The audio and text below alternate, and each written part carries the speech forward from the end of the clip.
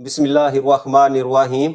आज का lecture Punjab text book board Lahore class 9 से है। लेक्चर शुरू करने से पहले गुजारिश है कि वीडियो को लाइक करें और मेरे चैनल को सब्सक्राइब करें ताकि हर आने वाला लेक्चर आप तक पहुंच सके।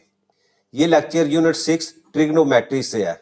एक्सरसाइज 6.5 उसका क्वेश्चन नंबर 3 कहते हैं ई side of a square field is 60 metre long, find the length of the diagonals of the field.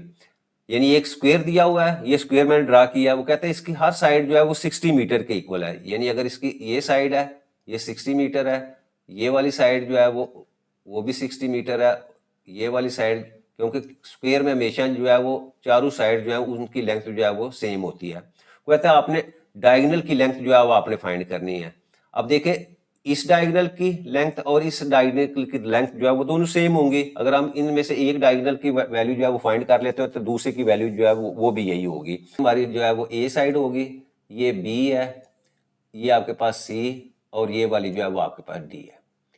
अब डायगोनल हमने फाइंड करना है, तो सपोज ये वाला डायगोनल जो है ये हम फाइंड करते हैं, ए को सी से मिला देते हैं तो ये डायगोनल होगा। Let A B C D be a square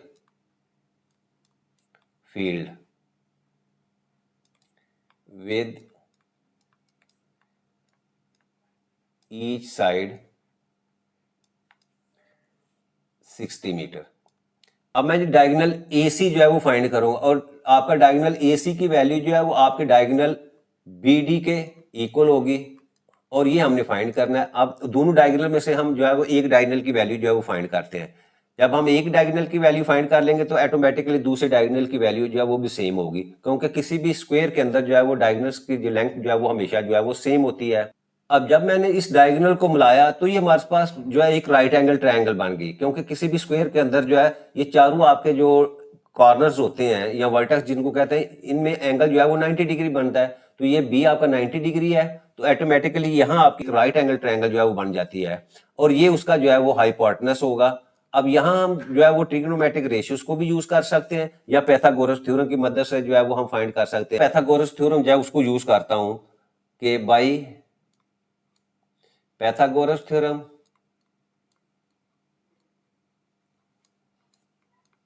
Pythagoras theorem क्या कहता है कि आपका जो हाइपोटेनस है, अब यहाँ ये हाइपोटेनस ही बन रहा है 90 डिग्री के सामने है, तो इसका स्क्वायर जो है यानी हाइपोटेनस का square that is equal to base square plus आपके पास जो है वो परपेंडिकुलर स्क्वायर के इक्वल होता है।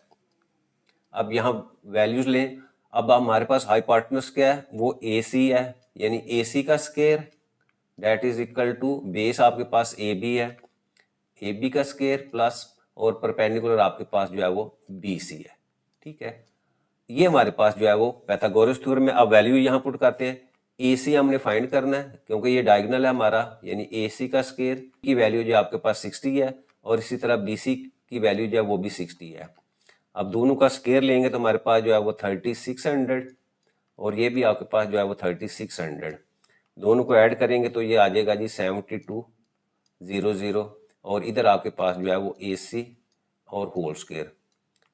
अब हम क्या करते हैं, दोनों तरफ जो है इसका स्क्वायर रूट लेते हैं, और 7200 को मैं लिख सकता हूँ जी आपके पास जो है 6 multiply by 6 multiply by 10 multiply by 10 multiply by 2, यानी इसके अगर मैं फैक्टर बनाऊं तो ये आपके पास जो है फैक्टर्स, यहाँ से 6 और यहाँ से एक 10 जो है ये आपके पास बाहर आ जाएगा स्क्वायर रूट से।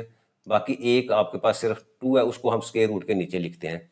तो अब इसको मल्टीप्लाई करेंगे तो ये आपके पास वैल्यू आ जाएगी 6 10 30 स्क्वायर रूट ऑफ 2, और इधर आपके पास वैल्यू आ जाएगी जी AC, ये डायगोनल की वैल्यू है। और इतना हमें ये क्वेश्चन जो है वो इसका यूनिट मीटर है तो मीटर में दिया हुआ है।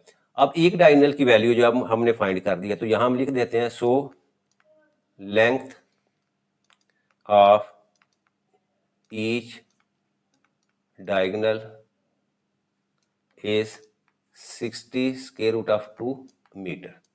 तो यानी दूसरे जो डायगोनल है उसकी लेंथ भी जो है वो 60 स्क्वायर रूट ऑफ 2 मीटर ही होगी।